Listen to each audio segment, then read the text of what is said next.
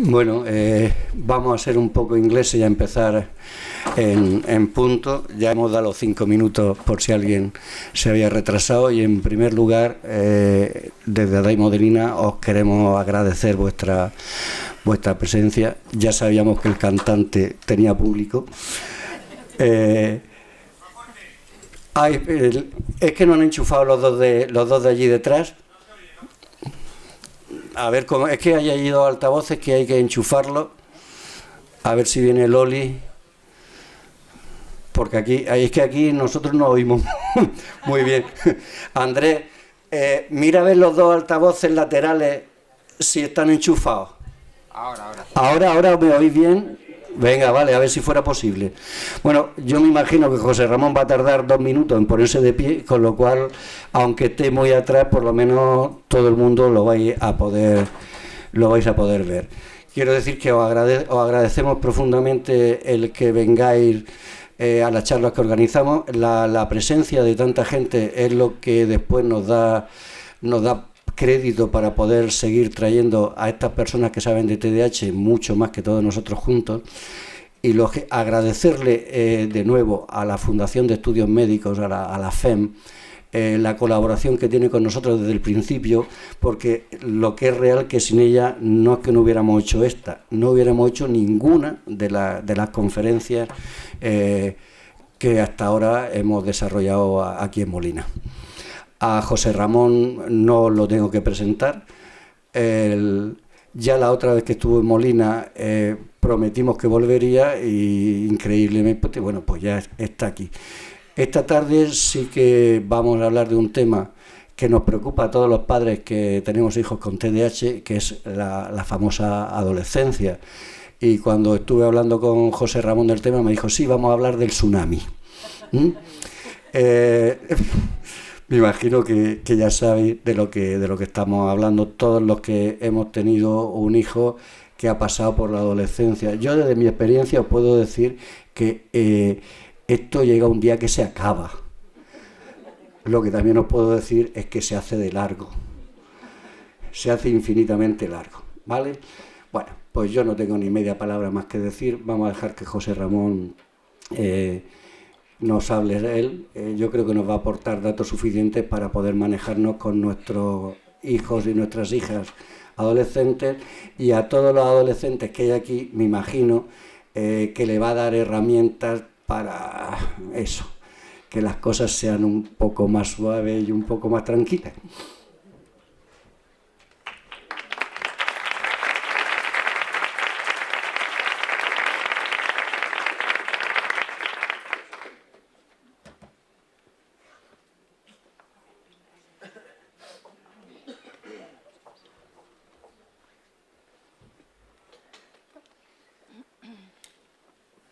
¿Se oye bien? ¿Atrás bien? ¿Sí?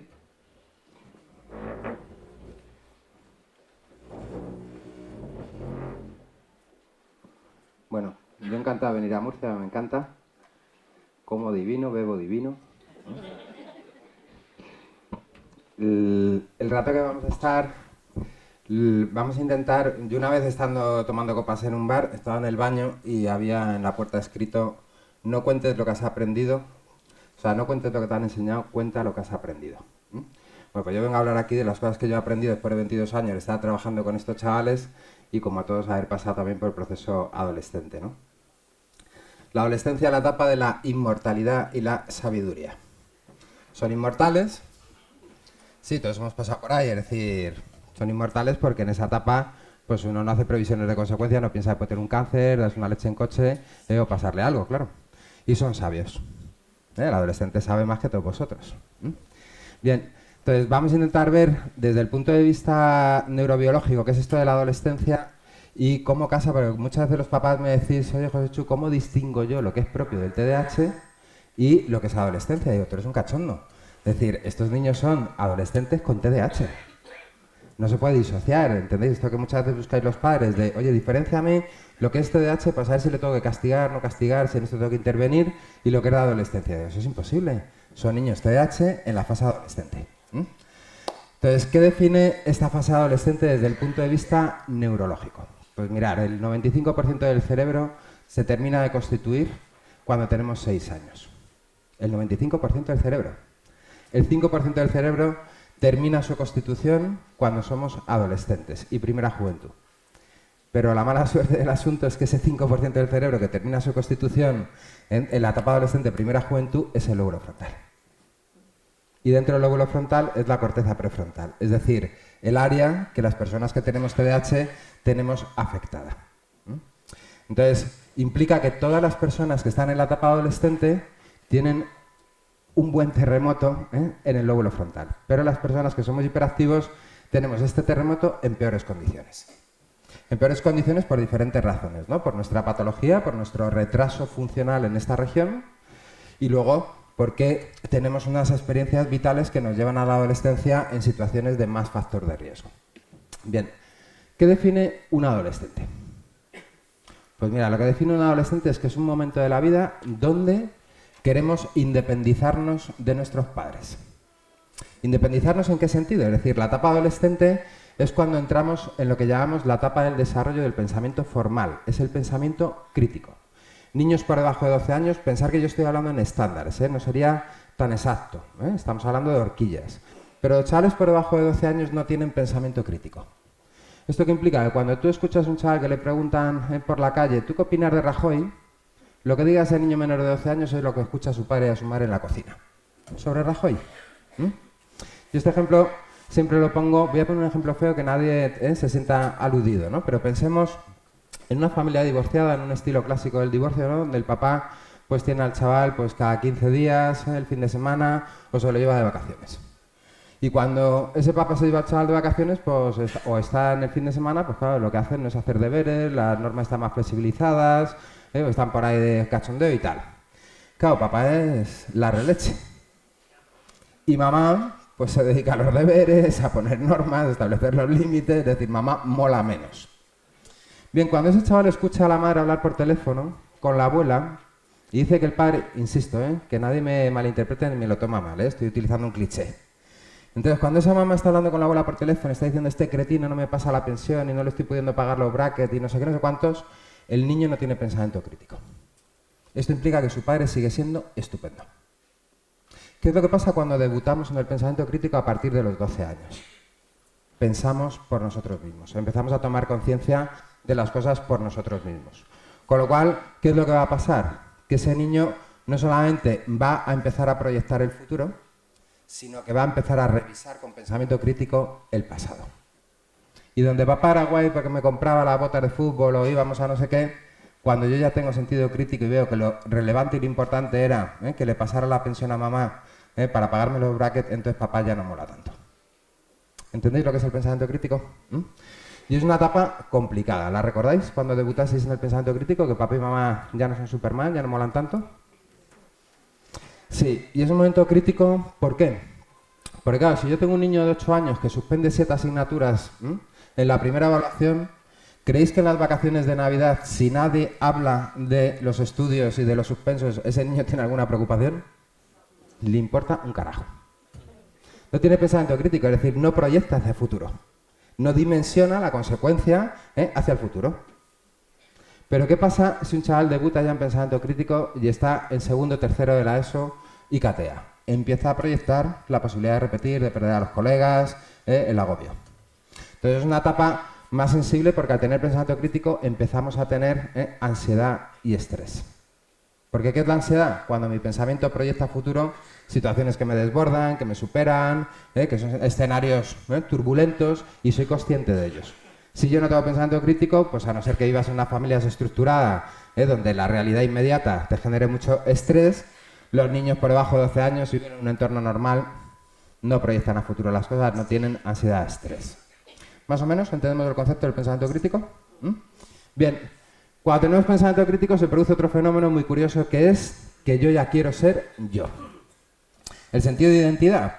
Y esto es jodidillo. ¿Por qué es jodidillo? Porque yo llevo 12 años de mi vida siendo lo que mis padres quieren que sea. Y todo lo que sé lo he aprendido de mis padres. Y todos los modelos los he aprendido de mis padres.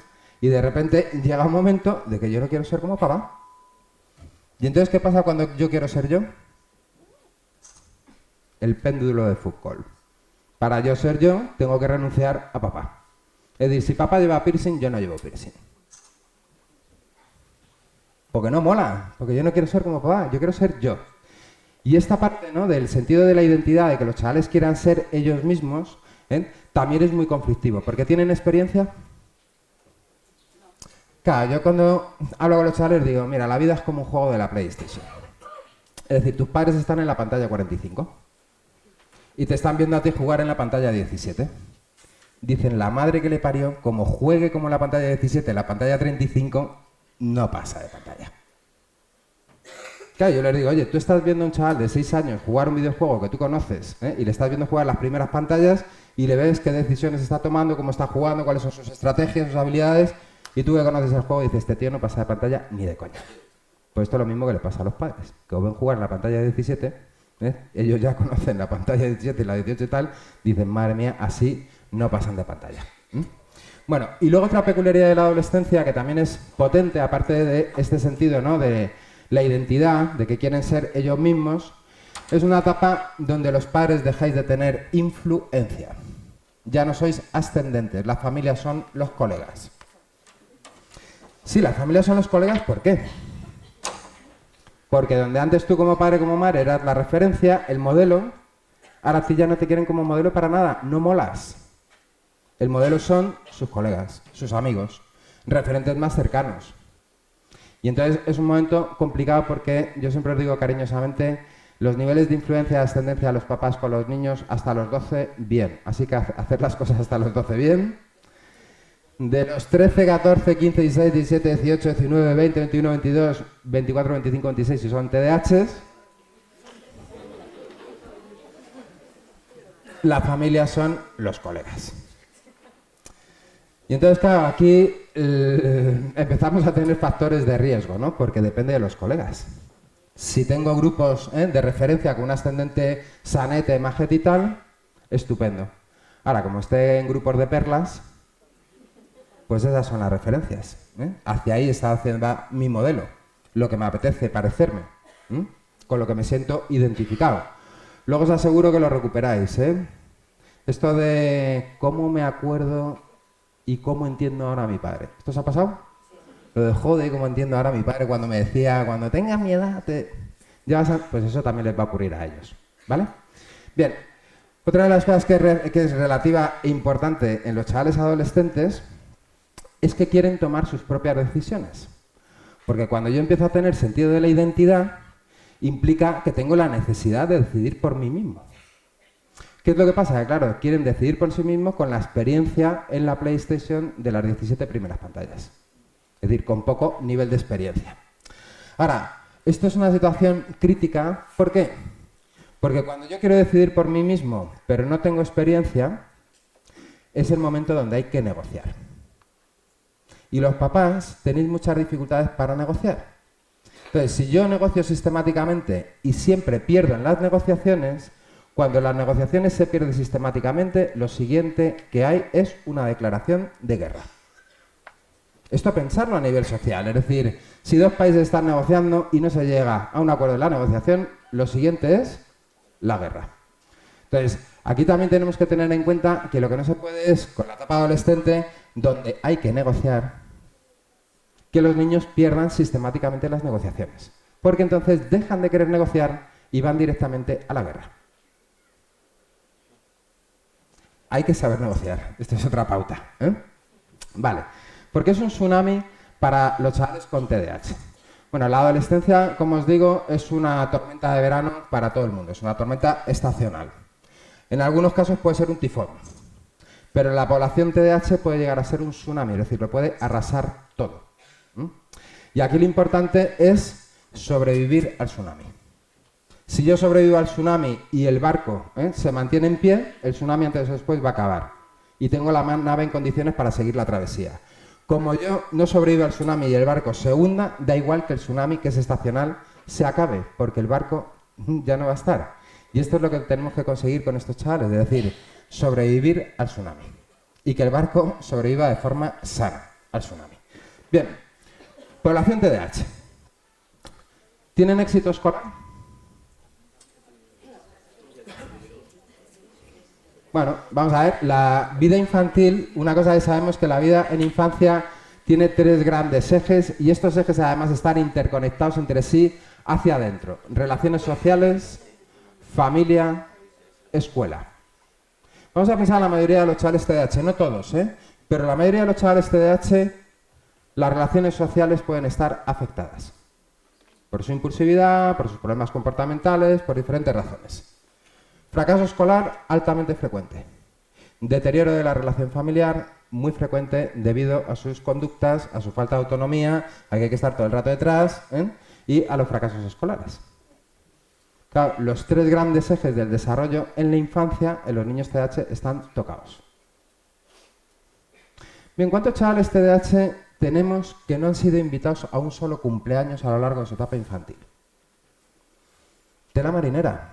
O que no vinculan bien en sus grupos y por lo tanto no tienen relaciones vinculares afectivas consolidadas, amigos íntimos como tienen otros niños.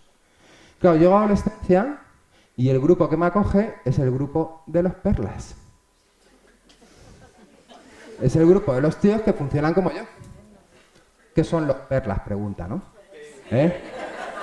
Los perlas son los tíos como tú y como yo.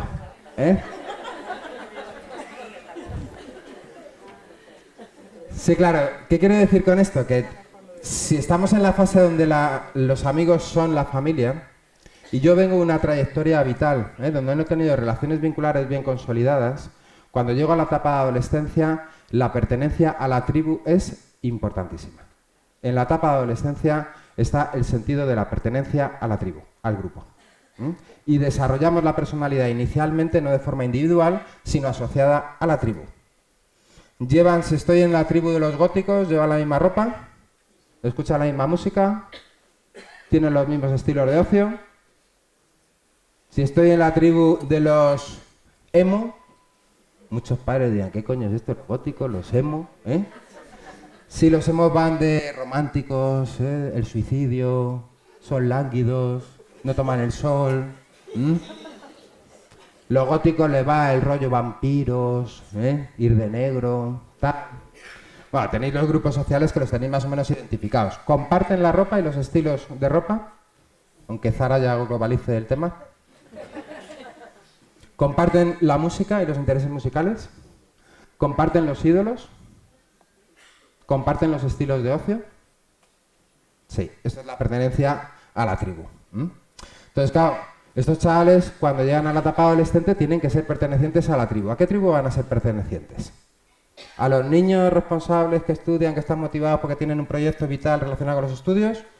Pues es raro que vinculen, porque por ahí no va su onda. ¿A la actividad deportiva, cuando ya en la fase adolescente requiere de perseverancia, rutina, ir a los entrenamientos, y la mayoría de nuestros niños empiezan a dejar la actividad deportiva? Tampoco, es decir, al final van pues, con los chavales que tienen perfiles sociales, intereses y situaciones vitales parecidas a las suyas. Entonces, pues muchas veces nuestros socios son los perlas. Esto es un factor de riesgo, claro. Bien, ¿qué es lo que nos pasa cuando tenemos el TDAH y estamos con una situación de fracaso escolar y deterioramos la relación parental? Bueno, pues algo que nos está ocurriendo con las familias de TDAH, y es un perfil, insisto, no quiero entrar en clichés, como os decía al principio, yo no vengo a contaros lo que me han contado, vengo a contaros lo que he aprendido después de 22 años de experiencia clínica con estos niños. Nos ocurre muchas veces que llegamos en la fase infantil y los padres varones se mantienen periféricos a la situación del TDAH. ¿Periféricos en qué sentido? Sí, que los papás no se molesten, insisto. No intento establecer un cliché ni hacer demagogia. Lo que estoy intentando, y muchos papás que estáis aquí posiblemente seáis los fricazos súper comprometidos. Yo lo que estoy hablando es de lo que vemos habitualmente en las consultas y lo que es un patrón habitual en la organización familiar de los niños con TDAH. Es una realidad que es constatable. Los papás se mantienen periféricos. Y periféricos en el sentido muchas veces relacionados con el ámbito laboral porque se incorporan más tarde a casa. Porque no son los que van a las reuniones escolares. Porque los niños con los padres se comportan de forma diferente a como se comportan con la madre. Y entonces tienen una visión diferente del TDAH y las repercusiones que está generando. No son los que hacen los deberes con los chavales. y entonces se mantienen en un ámbito más periférico. ¿Qué es lo que pasa cuando yo me mantengo en un ámbito más periférico, pero los chavales empiezan a entrar en la adolescencia y lo que antes era tolerable a nivel de conducta, ahora ya es una falta de respeto? Y entonces es una falta de respeto que está deteriorando la situación familiar, que está afectando a la relación de pareja, y yo ya no voy a dejar que un chaval de 14, 15 años le falte el respeto a mi mujer de esta manera. O que se meta en estos líos. Y entonces los padres entran en el escenario, y entran en el escenario como agentes punitivos, sin haber vinculado previamente. ¿Creéis que esto lo toleran los chavales adolescentes? Es decir, de repente empieza papá a entrar en el escenario, pero papá entra en el escenario no con una relación afectiva, sino con una relación del control comportamental. De como le hablas a esa mamá, te voy a partir la boca.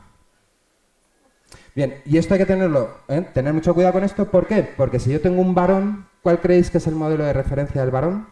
Si no tiene un hermano inmediatamente mayor, varón, el padre. Si he entrado en la etapa de la identificación personal, ¿quién no quiero ser? Papá. Y si encima papá me cae como una patada en el estómago, conflictazo. ¿Entendéis la ecuación? ¿Cómo funciona? Bien, esta ecuación es altísimamente peligrosa porque perdemos los principios de autoridad. Bien, si yo entro constantemente en batalla y estoy constantemente guerreando, ¿creéis que mejoráis los principios de autoridad o perdéis principios de autoridad? Sí, señores. Si yo estoy constantemente guerreando en batalla, pierdo los principios de autoridad. Con lo cual hay que ser muy selectivo y atender a lo que es intolerable, y dejar lo que es deseable aparcado. Lo deseable con TDAH nos tenemos que olvidar y nos tenemos que centrar en las cosas que son intolerables. Bien, otra cosa que a mí me parece fundamental es el tema académico. Los niños TDAH, en la mayoría de los casos, tienen una gran dificultad para adaptarse a la metodología escolar. Y esto lo tenéis que entender, es decir, son niños que no tienen dificultades de aprendizaje per se por su síndrome, lo que tienen son dificultades para adaptarse al método que hay dentro de las escuelas. ¿Y por qué tienen esta dificultad? Pues fijaos, conocemos 3 niveles de activación en el cerebro. Nivel de activación más bajito que tiene el cerebro, esto implicaría muy pocas redes neurales activas y con muy poca potencia de activación. ¿Dónde se produce esta situación en el cerebro? Clases magistrales. El MIT ha investigado esta situación con el cerebro in vivo y ha demostrado que escuchar una clase magistral es equivalente a hacer zapping en la tele. Nivel de activación cerebral mínima. Tareas de repetición mecánica. 10 ejercicios de sumas restas. Copiar enunciados. Tareas de lectura cuando no tengo motivación e interés por lo que estoy leyendo o no tengo niveles de conocimiento previos sobre lo que leo. Mínima activación cerebral. ¿Esto requiere más nivel y exigencia de la concentración o menos nivel y exigencia de la concentración? Un nivel de exigencia de la concentración brutal. Es el escenario más exigente para la concentración. Nivel de activación medial. Leer, pero leer algo que me mola. Fijaos, si leo algo que me gusta, que me atrae, que me capta la atención, el nivel de activación de mi cerebro, es decir, redes neurales activas en una potencia media. Si leo algo que no me mola, nivel bajísimo de activación cerebral. ¿Una actividad como la lectura es muy exigente a nivel de concentración? Sí. Niveles de activación up.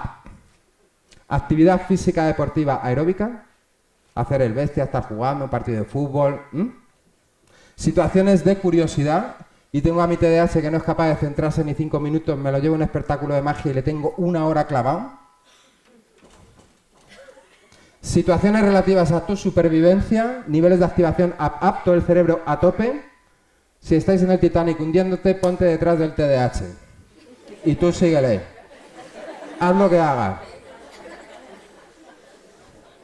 Bien. Y situaciones relativas a la motivación intrínseca y extrínseca. Por eso sabemos que no hay aprendizaje sin emoción. Claro, cuando el nivel de activación cerebral es up, los niños con TDAH no tienen ninguna afectación neurológica que les distinga del resto de chavales. Un niño TDAH en factores motivacionales de curiosidad, supervivencia o en situaciones activas puede estar horas con PlayStation, puede estar horas jugando a un juego que le motiva, puede estar enganchado con el profesor que es súper friki, un motivador que les mantiene ilusionados y el tío está enchufado. Claro, pero ¿cuál es el escenario al que estos niños se enfrentan dentro de las aulas día tras día, 45 minutos tras 45 minutos?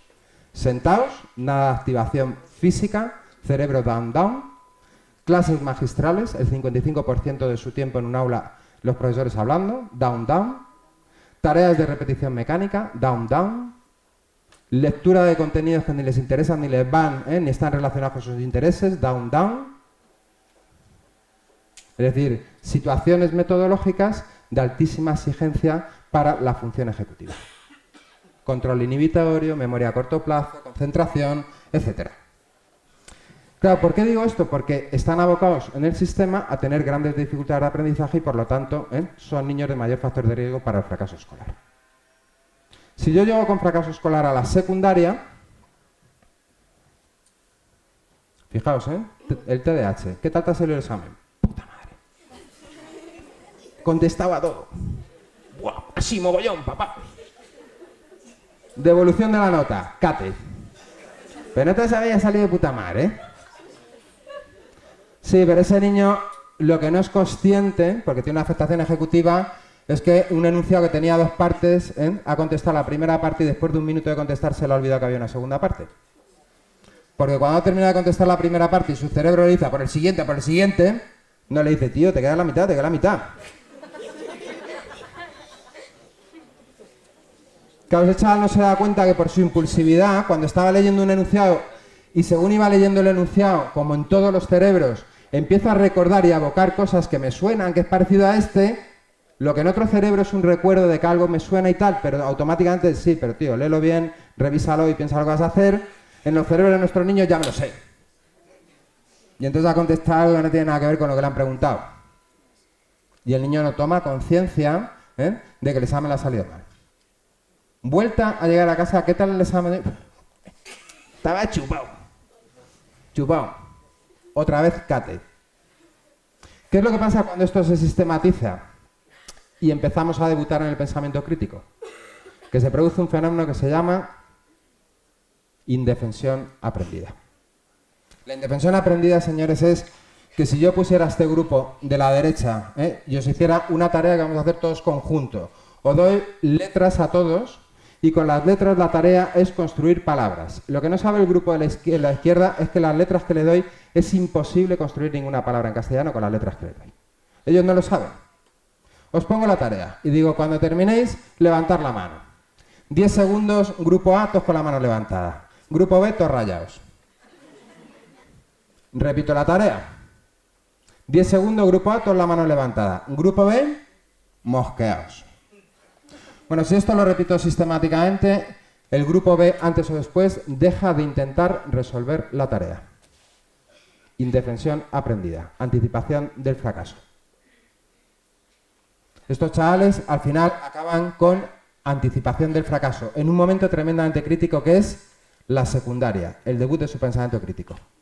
Donde cuando era pequeño su fracaso escolar no lo dimensionaba en su incapacidad y la imposibilidad de seguir adelante, cuando ya tienen esta edad anticipan el fracaso y entonces están motivados para tirar para adelante.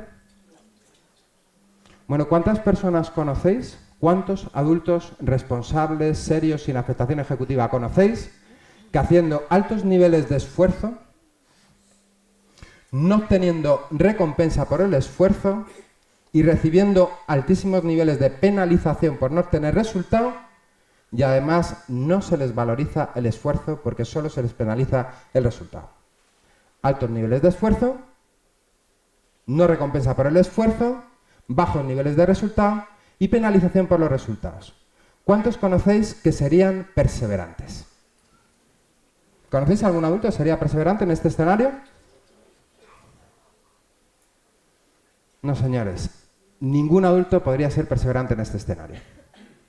Estos chicos, altos niveles de esfuerzo, monitorizados por sus padres, por los profesores de apoyo, más horas que nadie en la escolarización, bajísimos niveles de resultados, penalizados por los resultados, sin valorizarles su esfuerzo. tiene que estudiar más. Dice, mira, profe, no digas que tiene que estudiar más, dile que le falta un hervor. Pero no que tiene que estudiar más, porque es que está su madre aquí invirtiendo entre 3 y 5 veces más tiempo en la escolarización que cualquier otro niño. No lo digo yo, está medido, ¿eh? La población de niños hiperactivos dedica entre 3 y 5 veces más tiempo real a las tareas escolares.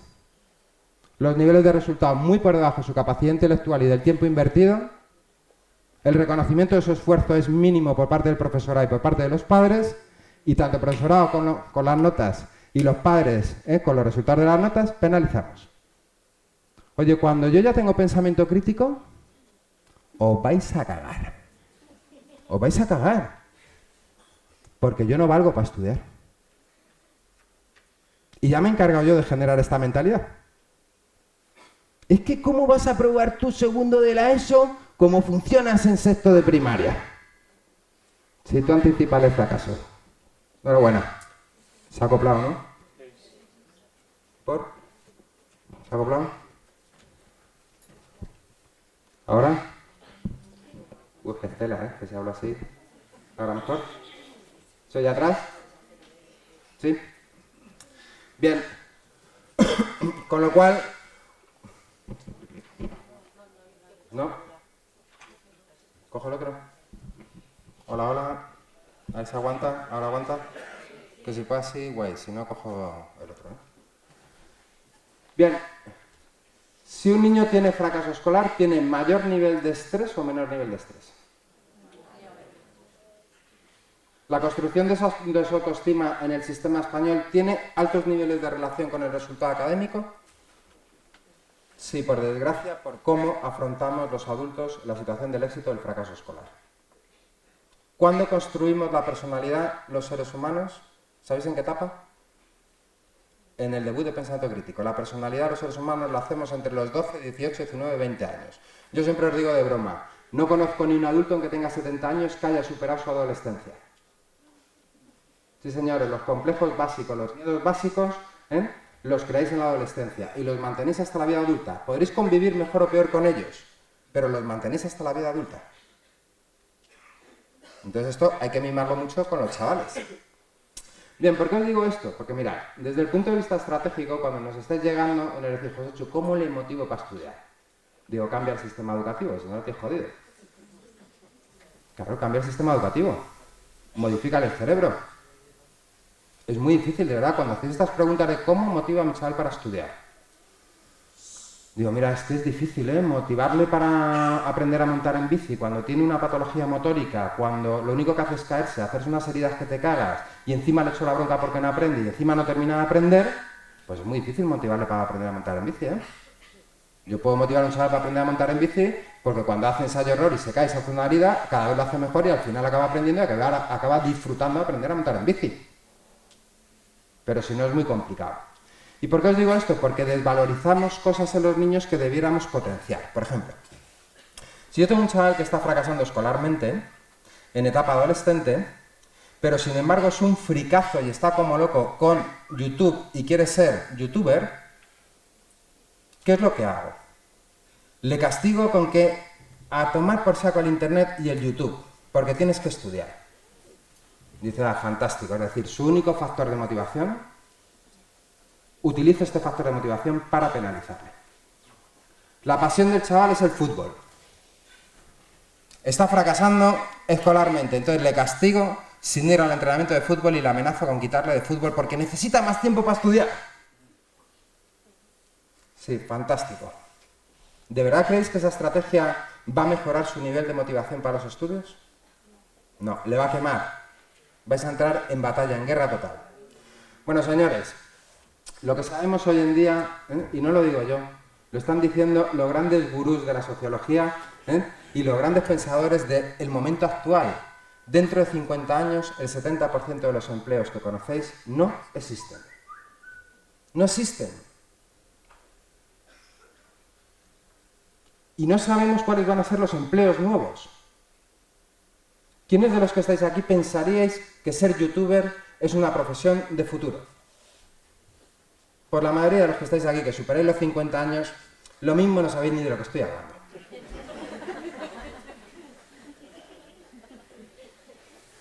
Ahora, ¿cómo se puede ser el padre de un adolescente del siglo XXI teniendo los conocimientos y preceptos morales de padres del siglo XX? No se puede educar bien a un chaval actual sin ser un padre actual, os guste o no. Y la gente que ha tenido más conflicto con sus padres en la fase adolescente es porque sus padres estaban totalmente desfasados de sus intereses de cuando eran adolescentes. No se puede ser un padre de niños actuales sin estar actualizado. ¿Y por qué digo esto? Porque claro, si yo tengo un chaval, como os decía antes, que está fracasando escolarmente, pero el tío tiene talento con el dibujo y le mola grafitear, utiliza su talento. Y hace su talento algo donde yo pueda construir positivamente y con valores. Es decir, nosotros, por ejemplo, estamos utilizando estos talentos que os pueden parecer una auténtica chorrada. Una de las profesiones que menos paro va a tener van a ser los diseñadores gráficos. Para programas de ordenador, para páginas web, para juegos de videoconsola, para el mundo de la imagen y el sonido. Ahora, que tenga talento, es decir, que si el chaval lo que hace son firmas de rotulador en la pared, ese tío no tiene talento. Y esto lo sabéis por sentido común, es decir, a mi chico le apasiona el fútbol, pero es un tuercebotas. Oye, yo le voy a potenciar el fútbol desde el marco, que es bueno que haga deporte, que es bueno que tenga socialización con otros niños, pero sé que este chaval no puede apostar por el fútbol para su futuro, porque es un tuercebotas. Pero si un niño veo que tiene talento y hace unos grafitis de puta madre, y el tío dibuja fantástico, y además le veo que está motivado con su talento, es decir, que dedica horas, potencia su talento. Y hazlo bien, hazlo con adultos que le transmitan valores positivos, es decir, métele en cursos donde este chaval aprenda que eso es una profesión de futuro y que es algo serio y que se especialice y que empiece a adquirir conocimiento relativo a lo que le apasiona. ¿Sabíais o podríais, los papás que estáis aquí, montar un canal de YouTube con vuestros hijos? ¿Y diseñar los contenidos? Bueno, pues debiéramos aprender, porque está en su onda. Y puede ser algo que para un chaval le saque del hoyo. Sí, ¿por qué os digo esto? Porque nosotros estamos en adolescencia en un momento crítico, desde el punto de vista de las terapias. Los niños que llegan a adolescencia, al tsunami adolescente en terapia, llegan quemados, son toros toreados. Han pasado por 20.000 escenarios terapéuticos. Se saben de qué va la vaina. ¿Y cómo podemos cambiar cosas utilizando las mismas estrategias? ¿Creéis que es posible cambiar algo si sigo haciendo lo mismo? Pues no se puede. Nosotros hemos llegado a un punto que lo que estamos haciendo con estos chicos, cuando están en la adolescencia y ya están muy desconectados de lo académico, empiezan a entrar en mucho factor de riesgo comportamental, o con el tema del consumo de sustancias. ¿Me lo quito? ¿Estoy jodiendo la grabación? ¿No? Lo que hacemos es que trabajen con coaches. ¿Los hermanos mayores de la tele? Sí, lo que buscamos es que tengan referentes adultos, pero que tengan un toque gamberro, molón, vacilón, no rancio, que empaticen con ellos y sus intereses y que les guíen en sus factores de motivación. Y no nos centramos en lo académico. ¿Qué estamos consiguiendo con estos? Que muchos chavales consigan reengancharse con lo académico porque necesitan tener ciertos títulos para poder seguir avanzando en lo que a ellos les motiva. Mientras que cuando les estamos quitando sus focos de motivación para penalizarles, lo que hacemos es desconectarles de su pasión y no conseguir que se reenganchen con lo académico. Así que hay que ser inteligente y si una cosa no funciona, no la sigas replicando. Cambia la estrategia. Estos coaches muchas veces os sorprenderán. Fijaos, muchas veces no cogemos especialistas en TDAH ni psicólogos. Estamos utilizando coaches que vienen del ámbito del ocio y tiempo libre o monitores deportivos. Gente que tiene una capacidad y un don para conectar con los chavales adolescentes y tener un mensaje que estos niños son capaces de escuchar. ¿Os ha pasado esto de que tú le dices a tu crío una cosa, ni puñetera caso, pero se la dice su primo, lo mismo, y tiene ascendente? ¿Y a este sí le hace caso, para mí no? Bien, bienvenidos a la adolescencia, porque si me lo dice papá, yo quiero ser yo. Pero si me lo dice mi primo, el molón, tiene nivel de ascendencia sobre mí. Ese es el papel de los coaches. Nada de terapias de despacho. Los coaches se conectan con ellos por sus redes sociales, quedan con ellos fuera de los escenarios de despacho, es decir, escenarios donde yo vincule. ¿Podríais ser amigos míos en el escenario de despacho? Podríamos llevarnos bien, pero tendríamos una relación condicionada de terapeuta-paciente. Ahora, si nosotros nos vamos por ahí al monte a escalar, y si nosotros nos vamos por ahí a un cine, si nosotros... ¿El escenario condiciona el tipo de relaciones que vamos a tener? Sí, el escenario es determinante. Escenarios de despacho dan un tufo clínico que no veas. Y sí es verdad que en muchas ocasiones hay muchos niños que requieren el escenario clínico, pero cuando estamos hablando de recuperar a los niños a nivel personal, no trabajar una patología clínica, sino recuperar al individuo a nivel personal, no necesitamos escenarios clínicos. Necesitamos escenarios normativos, de su realidad normativa. Bien, lo voy a quitar porque... me reverbero y esto...